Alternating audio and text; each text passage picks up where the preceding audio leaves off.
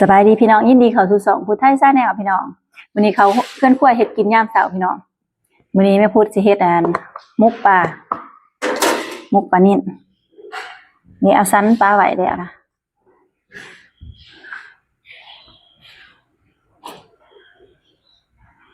นี่มุกใส่เครื่องหอมเนาะผักสิไข่ใบขี้หูดผักขะแยงนี่ผักก็ไปเก็บมาแล้วนะพี่น้องใส่ใบนางเดือดนะใบนางเดือดใบขะแยงผักขะแยงไม่พูดปลูกงามบางทีพูดอ่อนเก็บมาบ่ได้หลายนึงใส่เครื่องหอมได้หลายมันสิแซ่บเฮ็ดมุกปลาคันใส่คันเครื่องหอมบ่หลายก็บ่แซ่บเลยพี่น้องกำลังข้างหมอสิลวกไว้ตองเอาไปตัดไว้ตองยามเช้าเนาะตัดไว้ตองยามเช้าแล้วมันก็บ่เหี่ยวบ่หยบที่เวลาเฮามาห่อมันสิแตกนะก็เลยสิมาข้างหมอลวกเอาเกโหกเทียมก่อนพี่น้องข้างหมอปลาไว้หมอฟดแล้วสิลวกไว้ตองลวกเอาถ้าบ่ลวกนี่ก็แตกมุนเบิดแล้วคันเฮาเอาไปห่อนี่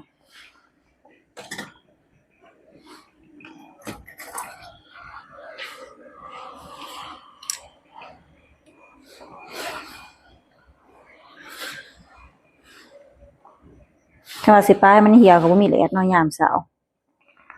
บ่มีแดดร้อนแดดมันคั่นอันนี้ร้อนแต่เช้าขนาด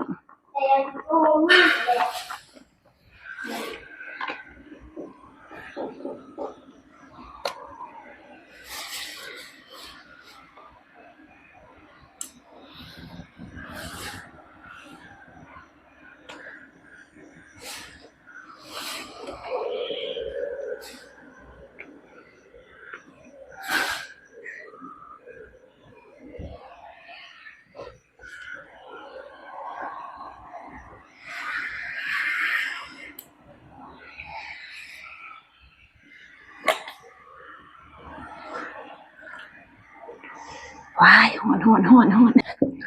ซอยใบขี้หูดใส่ก่อนพี่น้องเฮ็ดมุกปลาใส่ใบขี้หูดนั่นนี่หอมตัดขาวละอีดีใส่ใบขี้หูดใส่หัวสิไข่ใส่ใบนางเลิศ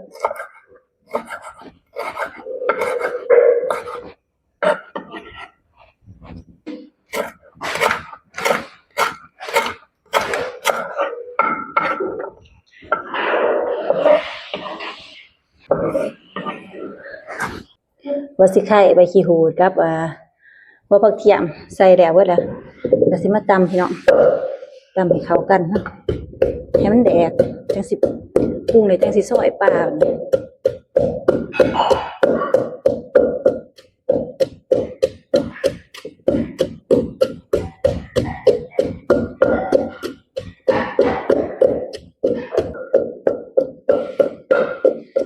หอมเด้พี่น้องเลยขนาดว่าตำแต่2-3อย่างเลยเข้ากันยังบ่ทันได้ซอยผักนางเดือกับผักขะแยงใส่มันซอยผักอยู่นั่นใส่ให้หอมแดกละเนี่ยแดกไว้ละ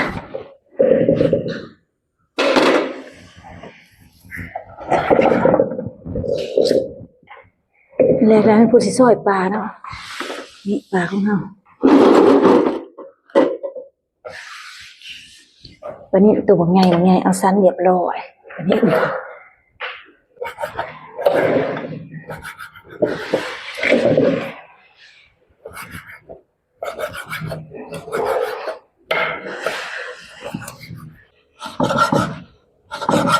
ปลาสิซอยเฮ็ดเป็นฟ้าน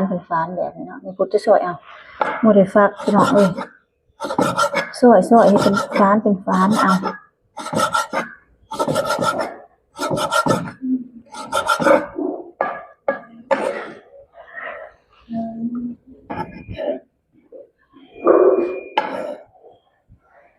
สิซอยมุก2ตัวดอกพี่น้องเอ้ยปลามันตัวใหญ่หลายเติบ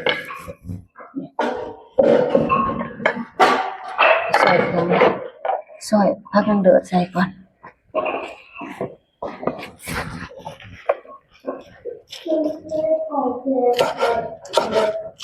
ลูกน้องมาใส่เดินก็ใช้ทำให้เกิดนุ่มอับ นังเดือดผักขะแยงนี่อย่างร้ายเติบเลยนะร้ายโผล่เลยนะที่เอามาจนเป็นกำเนาะสะอ่อนแต่ตัดเท่าไรแห้งแต่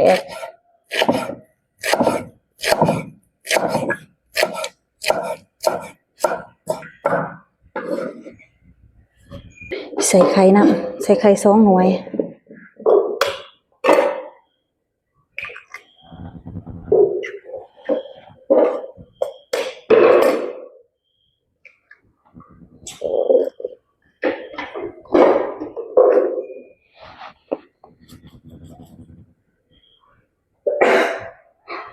พอละเพราะว่าน้องสิกินน้ำบ่ได้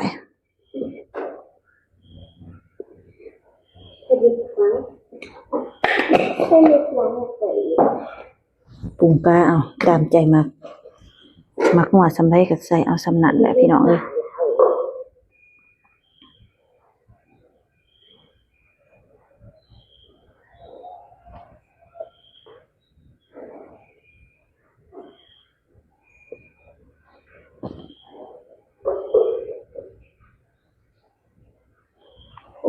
ใส่2 บวงครึ่งเพื่อไม่ได้บ้านเรา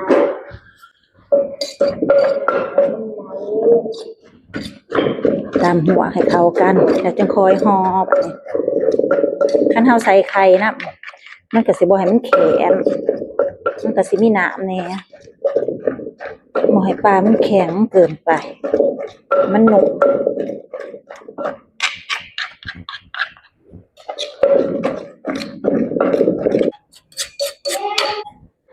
ตำแล้วนะพี่น้องจะห่อเถอะใช่ได้ไหมจิ้ม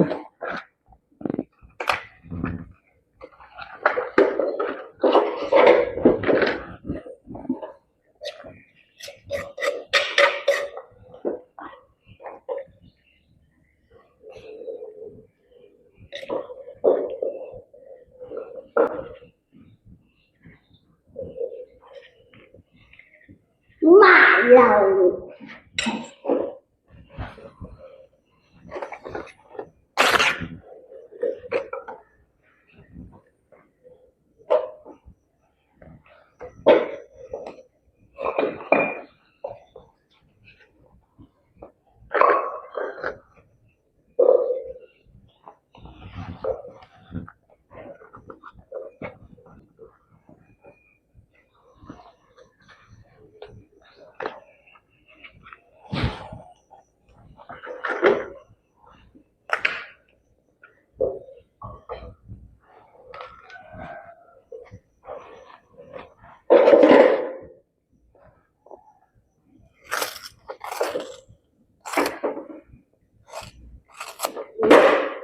แล้วล่ะพี่น้อง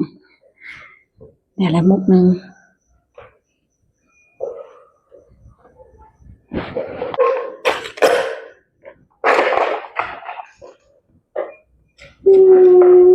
ข้างหมอปะไว้หมอฟุดถาแล้วลวกไว้ตองปานนั้นจะเป็นเท่าไหร่ได้จักมุกนี่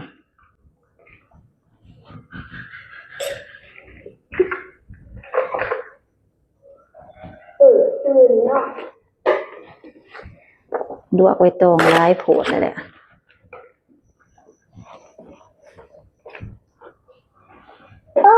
คือแหละ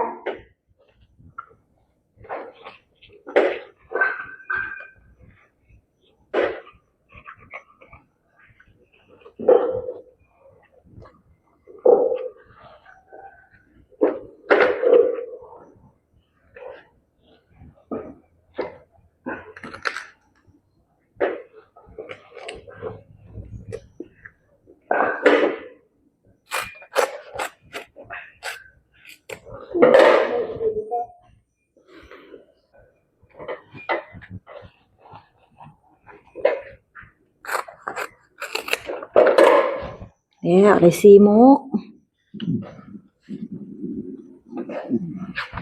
ได้หมอฟุดเรียบร้อย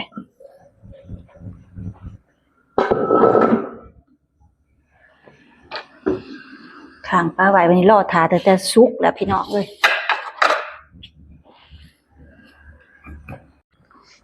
สุกแล้วหมูปลา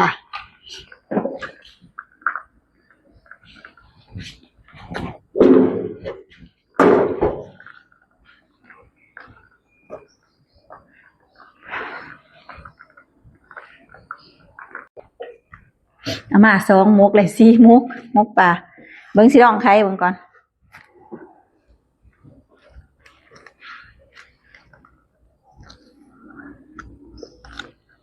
ว้าวเป็นตาแซ่บแท้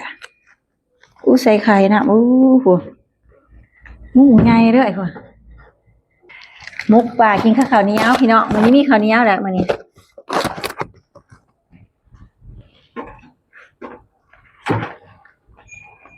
โอ้ยเขาสมชื่อว่าข้าวเหนียวแต่มันเหนียวคักก็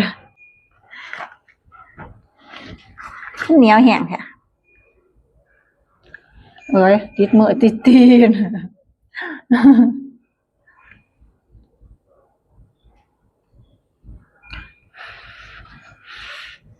ปอนข้าวลูกชายแซ่บบ่คำแรกก็ว่าแซ่บแล้วเนาะเบิ่งชิมมึง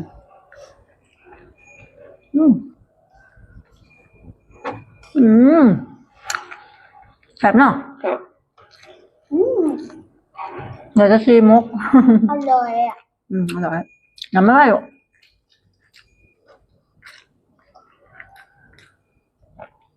แม่ครับไปแล้วใครพอดีงามหน่อยเนาะ2 บวงเครื่อง ก็เลยกินกับเขา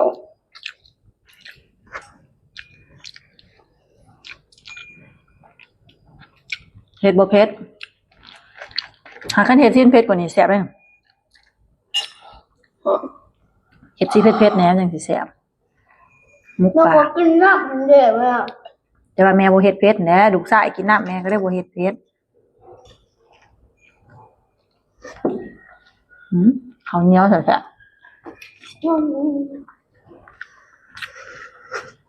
ลูกเอิ้นทานผู้ชมกินข้าว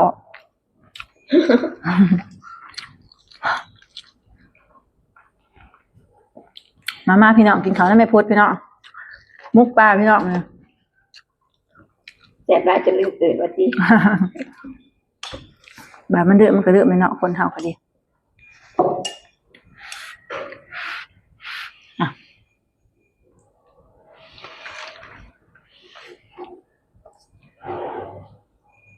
2 มุกนี่ก็สิกินบ่เบิดมันมุกใหญ่ได้4 มุกปลา2 ตัวว้าว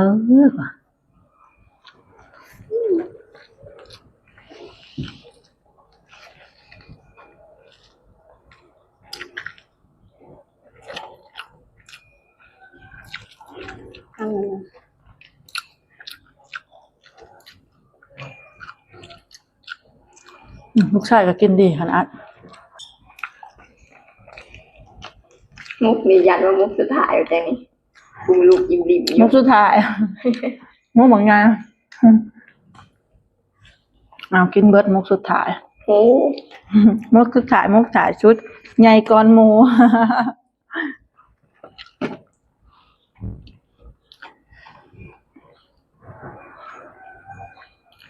คิดอยากแต่เฮิงเนี่ยมุกป่าเนี่ยบ่ได้ท่านมีเวลาว่าได้เฮ็ดหาความจริงเฮ็ดแล้วมันก็บ่ได้ยากเพราะปานใดหรอกแต่ว่าซ้ำได้เฮ็ดหันเฮ็ดนี้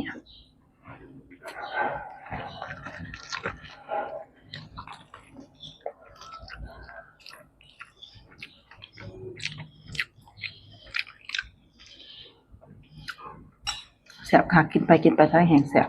ลูกสาวจนตาขาว2 เทื่อ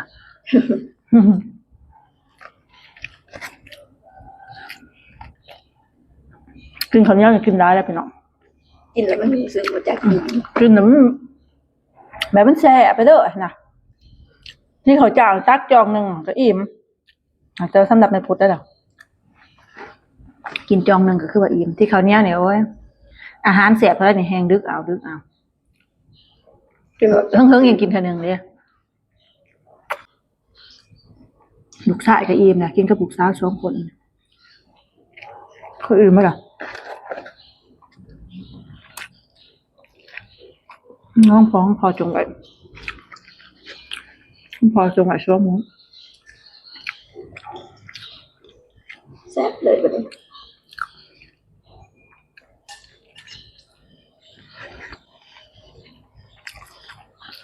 แม่ผู้ชุกอีกคนคำเดียวแล้วคำสุดท้ายแล้ว พอประจานนี้พออะไรนี่ ลูกสาวสองจับใครมุกที่สองหนูว่า